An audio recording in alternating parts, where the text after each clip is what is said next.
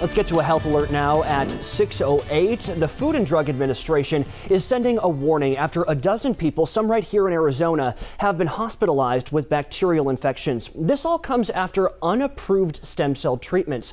Consumer Reports has important safety tips to keep you and your family safe.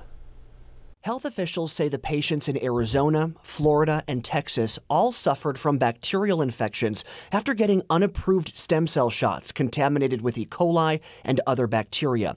The FDA says it's focusing more resources on enforcement when we see companies skirt safety measures and put patients at risk. No doubt a reference to the booming network of private clinics that are promoting and administering stem cell therapies for unapproved and unproven uses like treating COPD or diabetes. In fact, stem cell treatments are only widely accepted to treat blood disorders like leukemia and some forms of anemia, and in some cases to help burn victims. But if you are considering stem cell therapy, how can you tell if it's legitimate? One of the first tips: beware of big price tags. Clinical trials involving stem cells don't usually have flashy advertisements, don't promise to be a cure-all, and shouldn't cost you big bucks. Also, don't just settle for patient reviews.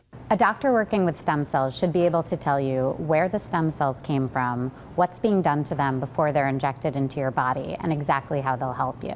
And finally, make sure to read the fine print. If the stem cell treatment you're considering is part of a clinical trial, make sure the FDA has given it a green light as an IND. That's an investigative new drug application, and the FDA advises patients to ask to see the approval letter just to make sure it's been issued for the treatment you are considering.